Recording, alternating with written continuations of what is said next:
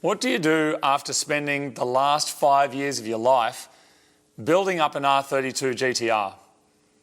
Spending a lot of money, spending a lot of time, and finally getting this thing out on the track, making over 400 kilowatts at the wheels. How do you top it, people? What do you do next? Well, I've seen the comments, I've read the emails, I've heard the voices, and I hear the name, Toyota. That's what you're saying. You need to do a Toyota. And lucky for you, I actually went and had a look on Facebook Marketplace and I found my dream car.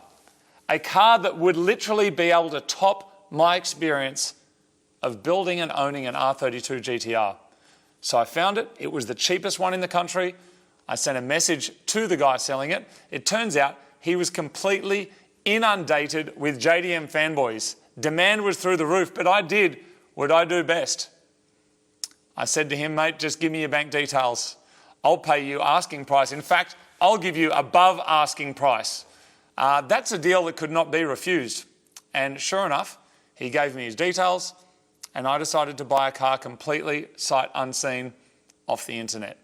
And it is going to be an experience that I believe, and hopefully you believe too, will top the R32 GTR experience. But not only that, there is more, people. We are working again on the Supercheap Auto Best Performing Oils campaign, which is the big campaign that comes out on television, the real television. Remember that box that was sitting in the corner that has ads on it? Well, every year, Supercheap Auto, who are one of the sponsors of our channel, do a massive ad. Marty and I work on a car for it and usually also appear in the TV commercial. And this car that I've purchased will be appearing on that box in your house, probably on your phone as well. So anyway, people, here it is, my new project car, my epic new Toyota. Check this out. It's 1978 and you're an automotive cowboy chasing gasoline dreams and sunbeams. On your knees you lift your eyes towards the sky, the stars embrace you as tears run down and palms raise up, and you pray that someday you too will have the strength of a Hilux. You do as you're told, you play by the rules, you keep it all in, you suffer the fools, but time slows you down and so does lost hope. You carry the load pacing your backyard like a bull tied to concrete with a chain made of sin. With dirty hands but clean heart, you work hard, you're kind, you tell the truth and you take it on the chin. You take all the shame, you take all the hate, you take your beers and you throw them in the bin. You own up to your mistakes, you tell her that you love her, you admit that you're scared with no heart for another. Where are you going? Where's the map? And what do you do with it once you find it? You're alone and you're lost, then you look to your side and she's still there, reliable, strong like nails and pliers. She'll show you there's silence but accept that there's chaos. She'll drag you through mud, through rain and through fire, protect your soul with glass and barbed wire. The future is coming and you will be in it. Take a breath and then jump. Don't worry, you've got this. Nobody knows the way. Those that do are lying, but your way is yours. Turn the key and start flying.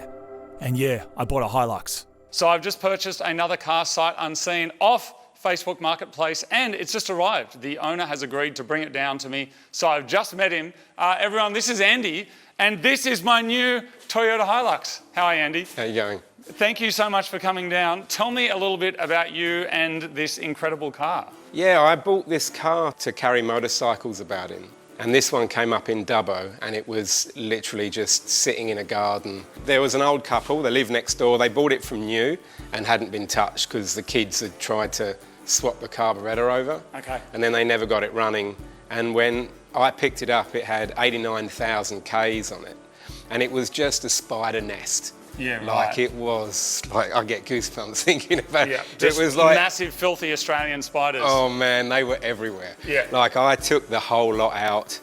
We had carpet, floors, we just, you know, everything. But you could see that it was, nothing was rusty and it had been in, you know, it had just been a dry car. And not a whole lot of Ks really, because it's only done like 100 and something now, right? Now it's done 104,000. Which is not a lot for a car that is that old. And I mean, these originally came out, I think 1978 was when this kind of design came out. And so this one's an 82 model, but from then till now, it's not a whole lot of Ks. And the interior, look at it go. It's, it looks pretty clean in there. Like for a car that is this old, it looks amazing. Is this the original interior? Yeah, everything's original. Can you crack the hood for us and show us what's going on down there? You like your injectors, do you? Well, I like things you can plug a Haltech into. Okay, I don't even know what a Haltech is. Well, that's an ECU that makes things work and go fast. I don't know what an ECU is. Oh, okay. That's a carburetor. Because you're into old motorbikes, there. right? That's your thing. Yeah, you're not allowed to own anything in our club post 85, pretty Right. much. Okay. You can get away with 90, but other than that, it's got to be a steel frame, air cool. We don't even like water cool. So, but it's a car, so it can be water cooled. We lost the original airbox, so this is a Quality Street tin and a top of a box. Okay. And it fits beautifully, but otherwise the rest of it's just stock. When it came out, they had a lot of emissions piping on them. So my little carb guy, he's done some clever little close-offs, like they're shut off in there. You can sleep in it.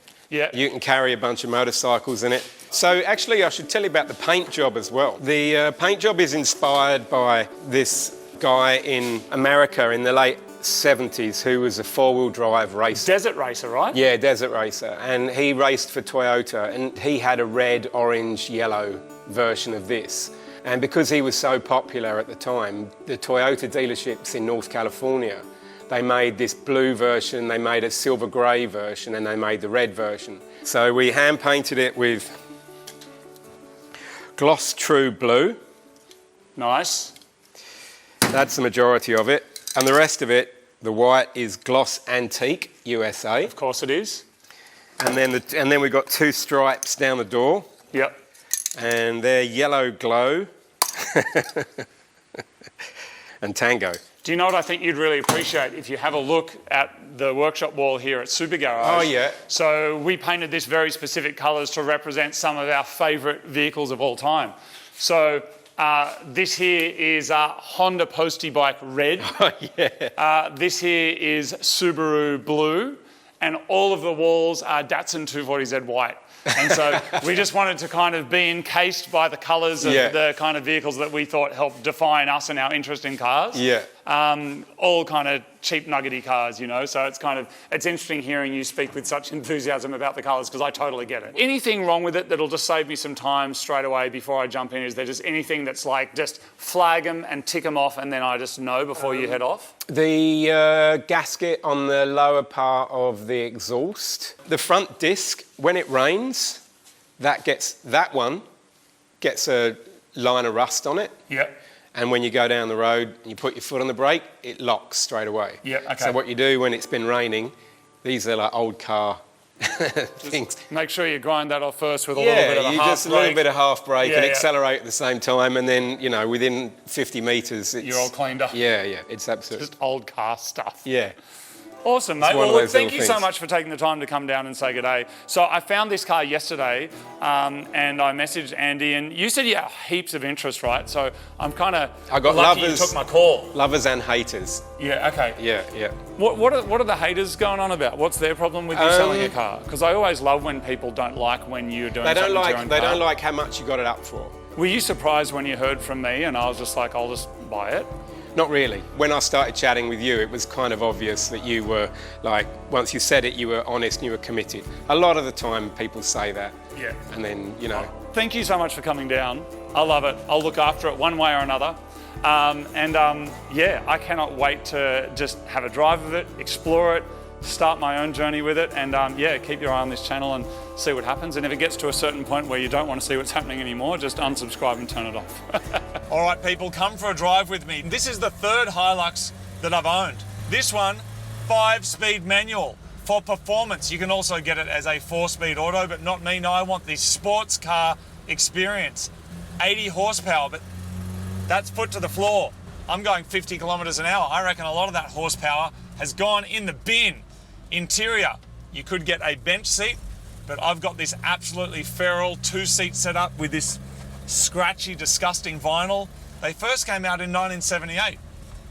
And you know what else came out in 1978?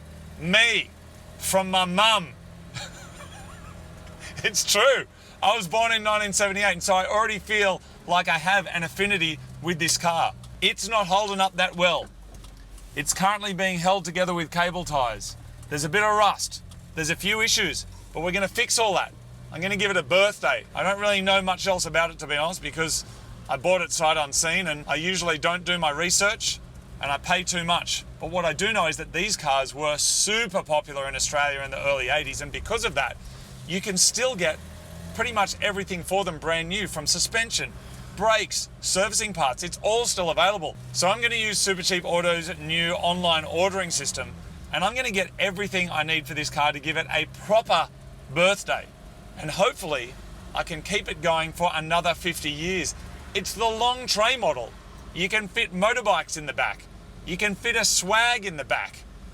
Why wouldn't you? Hilux. They go forever. Unbreakable. Inside, there's a button for everything. There's a 3-speed fan. It's got a freaking AM radio.